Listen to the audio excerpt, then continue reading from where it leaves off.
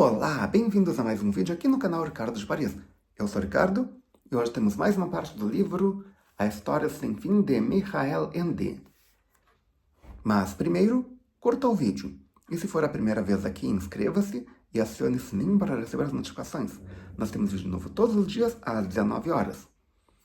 Já curtiu? Já se inscreveu? Já assinou o sininho? Então vamos para o capítulo 3, A Velha Morla. Vamos ver a letra capital. A letra capital é a letra que inicia um capítulo. Nesse caso é bem ornamentada. Tem uma tartaruga e 3 seres misteriosos. 1, 2, 3. Um parece que tem só metade, outro também é só metade. Vamos ver o que é isso. Chiron, um velho centauro negro, deixou-se cair em sua cama de peles macias enquanto ouvia o barulho dos cascos do cavalo de Atreyu ressoando cada vez mais longe. Aquele esforço tinha-o esgotado completamente. As mulheres que o encontraram no dia seguinte na tenda de Atreyu temeram pela sua vida. Quando os caçadores voltaram alguns dias mais tarde, ele não tinha melhorado muito, mas já estava em condições de explicar a razão por que Atreyu tinha ido embora e não voltaria tão depressa. E como todos gostavam do rapaz, daquele dia em diante ficaram tristes e pensavam nele com preocupação. Ao mesmo tempo, sentiam-se orgulhosos pelo fato de a imperatriz criança ter pedido precisamente a ele que partisse para a grande busca, apesar de ninguém saber porquê. O velho Chiron nunca mais voltou à Torre de Marfim, mas também não morreu nem ficou vivendo com os peles verdes do Mar das Ervas. Seu destino iria conduzi-lo por um outro caminho totalmente inesperado. Mas essa é outra história e deverá ser contada em outra ocasião. Essa frase eu já vi. Atreyu cavalgou nessa mesma noite até o sopé das Montanhas de Prata. Já era quase dia quando parou para descansar. Artax pastou um pouco e bebeu avidamente a água de um riacho transparente da montanha.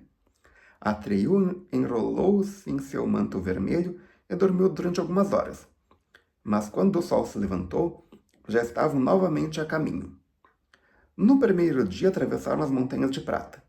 Conheciam todos os caminhos e todos os atalhos, e por isso andavam depressa. Quando sentiu fome, o rapaz comeu um bocado de carne de búfalo seca e 2 tortas pequenas feitas de sementes de erva que levava em um saco preso à sela, provavelmente para o seu dia de caça. Pois é, disse Bastian, de vez em quando o homem precisa comer. Tirou o sanduíche da pasta, desembrulhou, dividiu cuidadosamente em 2 partes, embrulhou novamente uma delas e guardou-a, depois comeu a outra. O recreio acabara e Bastian pensou no que estaria acontecendo agora na sala de aula. Era aula de geografia com a senhora Karge. Ou Karge. Fica um mistério. Era preciso decorar os nomes de rios e afluentes, cidades e número de habitantes, recursos naturais e industriais. Bastian encolheu os ombros e continuou sua leitura. Ao pôr do sol, as Montanhas de Prata já tinham ficado para trás, e cavalo e cavaleiro pararam outra vez para descansar.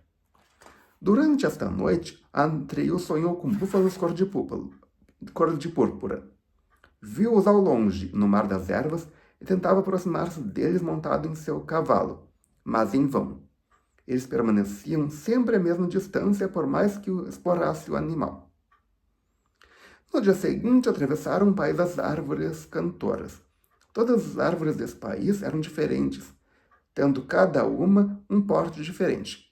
Folhas diferentes, uma casca diferente, mas a razão pela qual o país fora batizado com esse nome era porque ali se podia ouvir o crescer das árvores com uma música suave que se ouvia ao longe.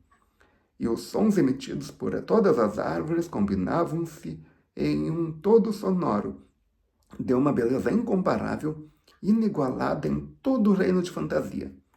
Não deixara de ser perigoso atravessar esta região, pois muitas pessoas ficavam encantadas com essa música, sentavam-se ali para ouvi-la e se esqueciam de tudo. Atreyu também experimentou esses sons maravilhosos, mas resistiu ao seu encanto e prosseguiu sua jornada. Na noite seguinte, sonhou outra vez com os búfalos cor de púrpura. Desta vez ia a pé e os búfalos passaram por ele numa grande manada. Mas estavam fora do alcance do seu arco, e quando quis aproximar-se, verificou que seus pés estavam enraizados na terra e não deixavam avançar. Acordou com o esforço que fez para se libertar. O sol ainda não nascera, mas ele prosseguiu imediatamente. No terceiro dia, viu as torres de cristal de Eridu.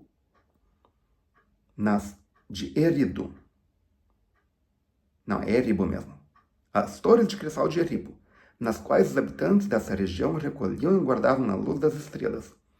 Faziam com ela objetos maravilhosos, mas ninguém além deles no reino de fantasia sabia para que serviam esses objetos.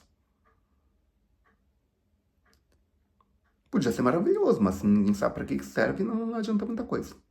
Talvez para decoração? Chegou mesmo a ver alguma dessas pessoas, criaturinhas pequenas que pareciam feitas de vidro soprado. Ofereceram-lhe muito amavelmente comida e bebida. Mas quando perguntou se alguém sabia alguma coisa sobre a doença da Imperatriz Criança, mergulharam em um silêncio triste e desconcertado. Na noite seguinte, Atreyu sonhou que a manada de búfalos cor de púrpura passava junto dele. Viu um dos animais, um grande macho de aspecto majestoso, aproximar-se lentamente dele, sem dar mostras de medo ou cólera. Tal como todos os verdadeiros caçadores, Atreyu tinha o dom de ver imediatamente em todas as criaturas o ponto ideal onde as devia atingir para abatê-las. Um búfalo cor de púrpura colocou-se na posição de um alvo perfeito. Atreyu colocou a seta no arco e esticou a corda com toda a força, mas não foi capaz de tirar. Seus dedos estavam colados à corda do arco e ele não era capaz de os libertar. Nas noites seguintes, sonhou com a mesma coisa, ou com coisas muito semelhantes. Estava cada vez mais perto do búfalo cor de púrpura, que era exatamente aquele que ele quisera abater. Conhecia-o pela mancha branca na testa. Por alguma razão, porém, não era capaz de disparar a seta mortífera. Durante o dia, cavalgava longas distâncias sem saber para onde ia e sem encontrar ninguém que o pudesse ajudar. O amuleto de ouro que trazia ao pescoço era respeitado por todas as criaturas que encontrava, mas ninguém sabia dar respostas às suas perguntas. Uma vez viu de longe, nas ruas de chamas da cidade de Brouch, onde viviam criaturas que tinham corpos de fogo, mas preferiu não se aproximar. Atravessou o vasto planalto das sassafrases, que nascem velhos e morrem quando chegam à idade de bebês. Entrou no velho templo de Muhammad, no interior do qual uma grande coluna de pedra da lua paira no ar sem apoios, e falou com os monges que ali vivem. Mas também eles não souberam dar quaisquer informações. Já havia errado assim durante quase uma semana, quando no 7º dia e na 7ª noite seguinte, aconteceram duas coisas muito diferentes que modificaram fundamentalmente sua atitude interior e exterior. Aquele que o velho Cairon lhe contara sobre os acontecimentos terríveis que se passava em todo o reino de fantasia tinha o impressionado, mas até ali tinha sido para ele apenas uma narrativa. No 7º dia, porém, teve ocasião de ver com seus próprios olhos. Era mais ou menos meio-dia, e ele atravessava uma floresta escura e cerrada, formada por gigantescas árvores de troncos nodosos. Era o bosque de Auli, onde se tinham encontrado lá há algum tempo os 4 mensageiros. Atreyu sabia que nessa região havia trolls das árvores. Eram criaturas gigantes. Tinham-lhe dito que se assemelhavam a nodosos troncos de árvore. Quando se mantinham imóveis, como era o seu costume, podiam ser confundidos com árvores, e as pessoas passavam por eles sem percebê-los. Mas quando se moviam, via-se que tinham braços semelhantes a ramos e pernas tortas que pareciam raízes. Eram tremendamente fortes, mas não eram perigosos, se bem que gostassem de pregar peças viandantes perdidos. Atreyu acabara de cobrir, no meio da floresta, um prado por onde corria um riacho de águas claras e desmontara para que a Artax pudesse pastar, quando viu de repente um grande ruído de estalidos e rangidos de madeira, e se voltou para trás para ver o que se passava.